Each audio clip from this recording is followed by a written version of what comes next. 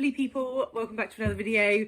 Today I am going to talk about the Waterstones Children's Book Prize 2022. So every year Waterstones pick a selection of books to celebrate children's literature. They have three categories: illustrated books, books for younger readers, and books for older readers. So I guess what we would call middle grade here on booktube.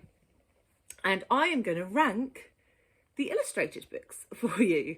So if you're new to my channel, I have a 2-year-old and we have read these 6 books together and I'm going to rank them. I have taken into account a lot of things, but primarily I've ranked them based on Charlie's enjoyment of them. So I would also just like to say that all 6 of these books are fantastic. Obviously Waterstones have chosen them as books released in the last 12 months. They're exceptional, and they are all exceptional, and we've really enjoyed reading all of them. So without any further caveats and waffle, let's talk about the books. So in 6th place, I have The Viking Who Liked Icing. This book is told in rhyme and follows a young Viking called Nut, who doesn't really fit in with the sort of the family ethos, and he loves to bake. And on sports day, when he is very nervous because he's not very good at any sports, something quite dramatic happens involving a cupcake. I won't tell you any more because spoilers.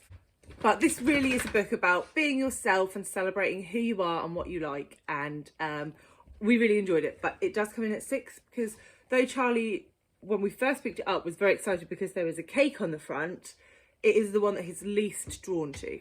Sorry, I think I forgot to say, this is by Fraser and McKinley. The next up on the list, number 5, is Out to Sea by Helen Kellock.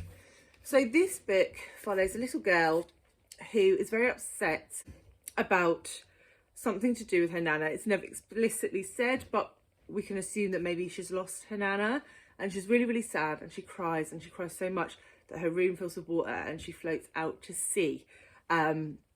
This was a great sort of exploration of grief for children, and she finds something when she's in sea that helps her cope with her grief.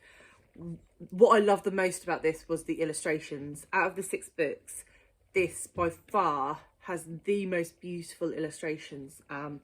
And had I been judging this purely on my own enjoyment of the book, then this would have ranked higher. But Charlie was a bit like, yeah, all right. So that's why it's ranking number 5. But a beautiful book, particularly if you are talking to younger children about the loss of a loved one. Number 4 on the list is Grandad's Camper by Harry Woodgate. So in this book, we follow a young girl. She goes over to her granddad's house and he retells the story of how he met her gramps, his other half, and their adventures in the camper van. It was great to see some LGBTQ representation in a children's picture book. However, for me, it felt a bit forced in. It didn't feel really natural in the way it came about. And I'll be honest, I found the story a little bit boring.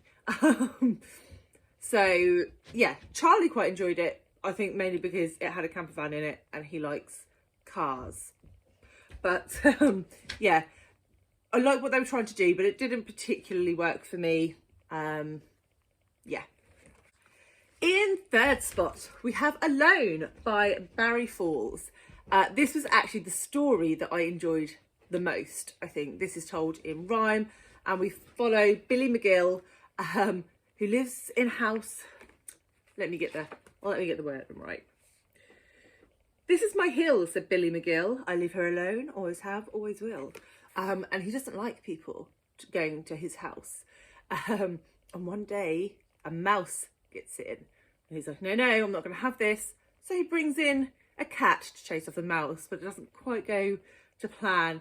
And before he knows it, his house is full of people and animals and noise. And it's about how he deals with that and how he learns to accept people into his life. I don't know if I said, but this is all told in rhyme, and it is magnificently done. It's really fun to read, and I would highly recommend this one if you're looking for a picture book to gift or just to buy for your own child. Number 2, The Duck Who Didn't Like Water by Steve Small. I actually thought this was a bit basic, but Charlie loves this story. We follow our trusty duck who does not like water, and one day there is a big storm and there's a hole blown in the roof. Charlie absolutely loves that section, and a frog turns up at his door to move in with him, and he can't find his home, and we sort of watch the friendship between duck and frog grow. It's a very cozy, sort of standard children's book in my opinion. I did like the artwork, but it didn't set my world on fire. But as I said, Charlie really loved this book, so it comes in at number 2. And number 1, our favourite book, and we both very much enjoyed this one, and that is Wolfboy by Andy Harkness. This is such a blast to read with children. We follow Wolfboy, who is very hungry, and he is looking for rabbits. The first couple of times I read this, Charlie was actually a little bit scared. I'm not going to lie. But once he realised that there is a happy ending, spoiler, he just wanted it again and again and again and again. And it's quite interactive because on every page, Wolfboy is looking for the rabbits, but he can't find them. But there is a rabbit on every page for you to find. And the artwork in this is fabulous. It's really different to all of the other books on this list. And I will definitely be looking for more work by Andy Harkness. So yes, highly recommend this one. We absolutely love it, and I think I'm going to have to buy it. I would also like to just shout out Suffolk Libraries, because all of these books that were shortlisted were available at my local library. I didn't have to spend a penny, and we got to explore all of these lovely books together. So yeah, that's it. That's the rankings that I've given them, and as I said, I would highly recommend all of these. Let me know if you have read any, what your recommendations on picture books are, and I will see you very soon with another one. Bye guys.